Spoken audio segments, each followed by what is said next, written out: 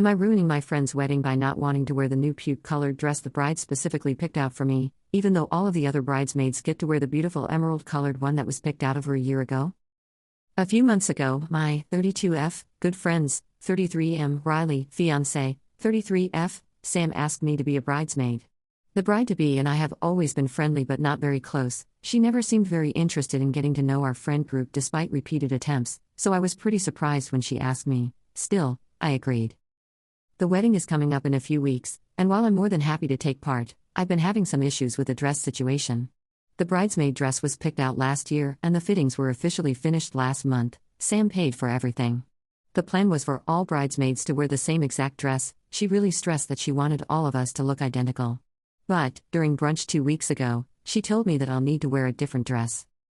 Apparently, she decided that all of the bridesmaids should have a different look instead of looking identical.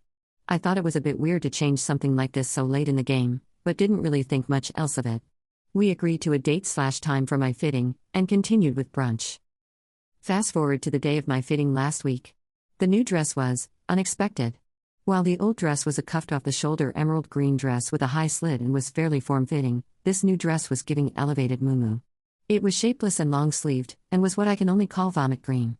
Regardless, I agreed to wear the dress, thinking at least the other bridesmaids would join me in my suffering. 2 days ago, during dinner with one of the bridesmaids, I asked if she's already seen her new dress. She looked confused, and asked me what I was talking about. I reiterated what Sam said during brunch, and she looked even more confused, and told me that she hasn't heard anything about getting a new dress. This is when a few alarm bells started going off. Later that night, I texted all of the other bridesmaids asking if they'd been told anything about getting new dresses, and they all said no. I once again reiterated what Sam told me during brunch, and they agreed that the situation was starting to look a bit sus. One of them suggested that it may just be a misunderstanding.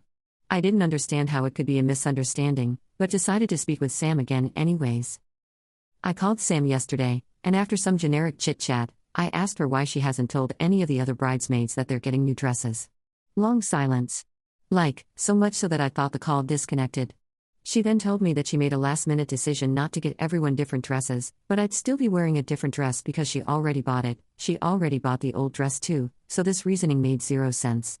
I tried to reason with her by mentioning how strange it would look for one bridesmaids to look completely different from the others, and would draw unnecessary attention, but she said she didn't mind.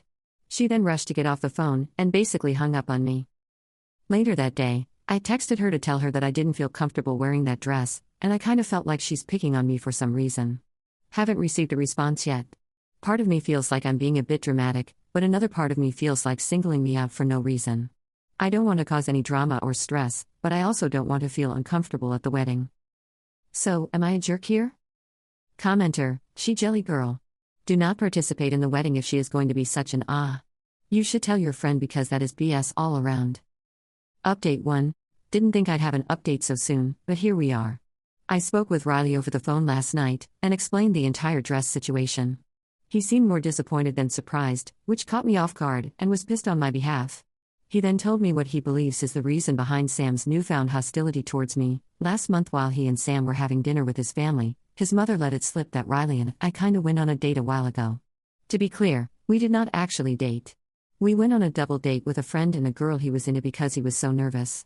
I never even counted it as a real date because Riley and I were just there to make our friend more comfortable. There has never been anything even remotely romantic between us. Also, keep in mind that this happened almost 12 years ago. I had honestly completely forgotten about it. Riley said that he explained everything to Sam to drive home the fact that it wasn't a real date, but she was fixated on him not telling her about it until now. She said that if it was truly not a real date and if he really didn't have any feelings for me, then he would have already told her about it. Things were tense for a few days, but they later apologized to each other, him for not saying anything and her for overreacting, so he thought that the issue was resolved. That seems to not be the case. Anywho, Riley plans on speaking with her tonight, so we'll see what comes of that. Regardless, I don't think it makes sense for me to continue to be a bridesmaid, even if I'm allowed to wear the original dress. Hoping everything works out. Commenter, wow. That is super unhinged. It's a huge red flag. I agree that you probably should step out of the wedding party. Commenter 2. Well, it seems he has bigger issues to resolve now than handling the dress situation. He's marrying the mental one. That girl is unhinged, getting mad at something that wasn't even a date that happened 12 years ago. I would say, if this wedding happens, just go as a guest. Update 2. I have another quick update. Things don't seem to be going well. This afternoon, Riley asked me if he could stay at my place for a few days, until he has to travel for work later this week. Of course I said yes, but asked why he wants to stay with me. He literally lives 30 minutes away. He said that he doesn't want to talk about it right now, so I backed off. He's currently holed up in one of my guest rooms, and hasn't come out in hours. I am worried. Commenter, he's seeing his GF for who she really is. Also, have you considered that Riley may have always had feelings for you, and that's what's making her so mad? I'm sure someone already mentioned this in the comments on the other update, but I am playing catch up. Commenter 2, this is a Sam problem. Not a you problem. Riley should know who he is marrying. Some people are just jealous of everything. But you occupy a lot of rent-free space in Sam's mind. Because she is a jellyfish. Update 3. This afternoon, while Riley and I were at work, I received a call from the security desk of my residential community. Someone was there, claiming that they're my guest, but they didn't have a code and their name wasn't on the visitors list. It was Sam. I told security to deny her entry, which they did. Not even a minute later, Sam called me, but I didn't pick up. She called me thrice before I put my phone on Do Not Disturb, and then 4 more times after I did. She then sent a text saying you were causing misunderstandings. You need to send him back today. I'm home, but Riley is still at work. Haven't told him anything yet, don't want to stress him out while he's working, but will after he returns to my place. Also, haven't tried to contact Sam, and I don't plan on doing so anytime soon, really don't foresee any convos between us going well right now.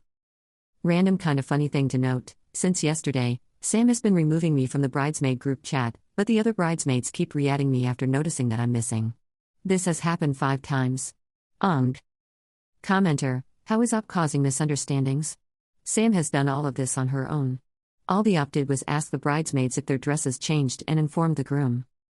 Seriously, what the fudge did she think was going to happen when his close friend walked down the aisle in that monstrosity and no one else did?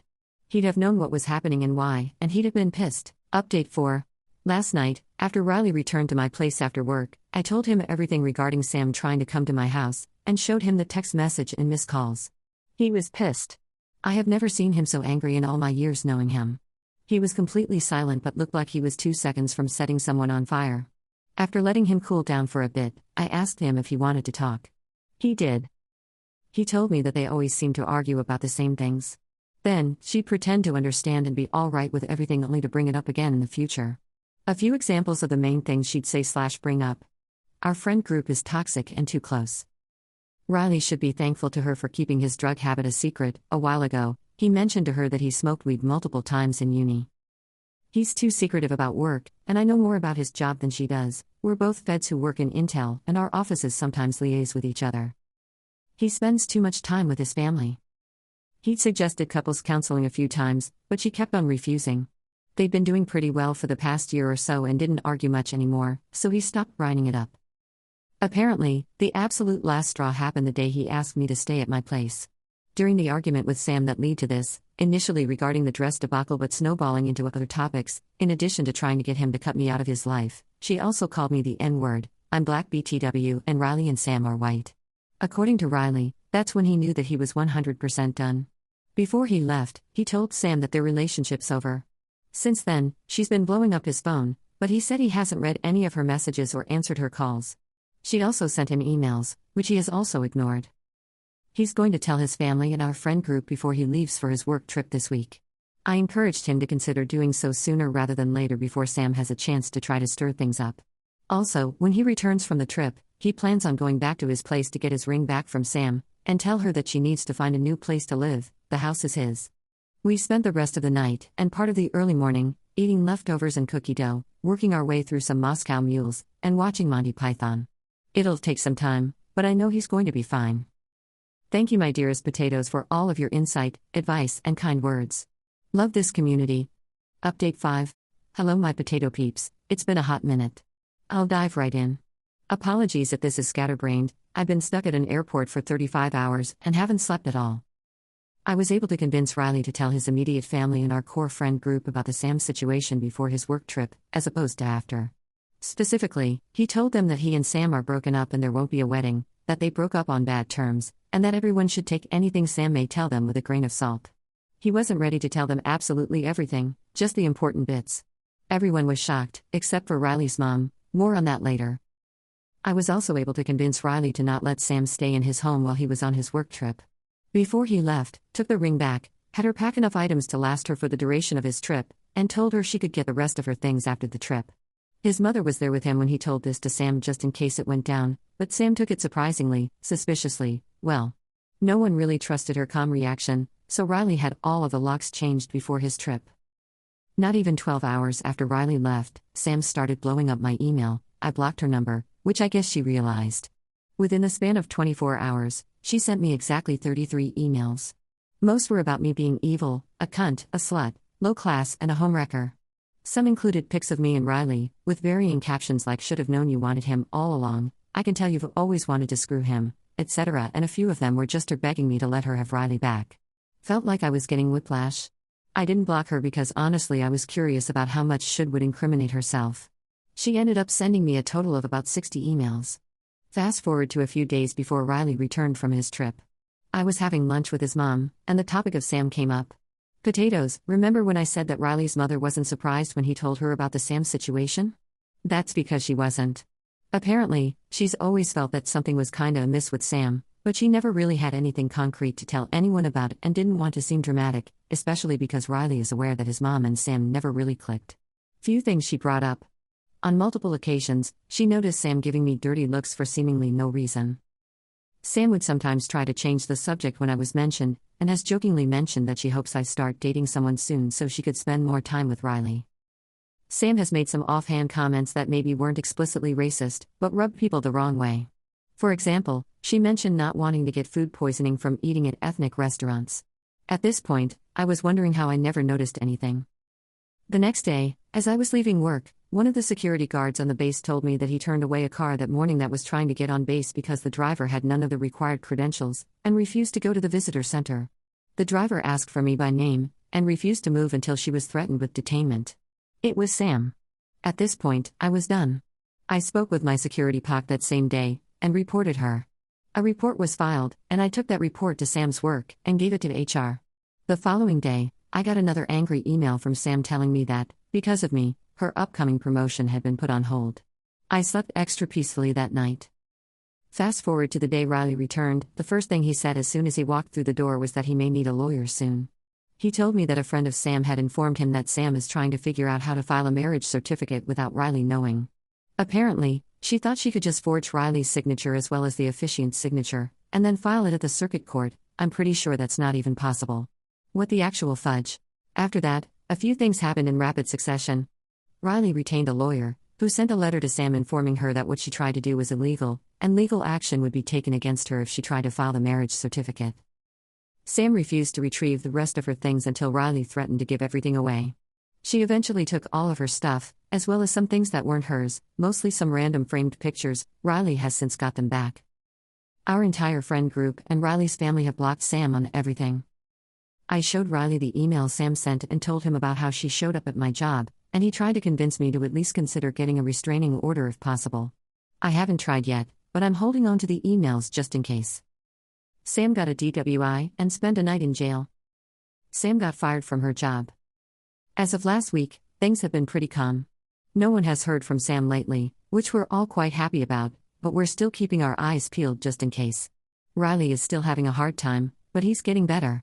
He's eating pretty normally now, and has resumed participating in group hangs with our main friend group. Looking forward to the day Sam is a distant memory.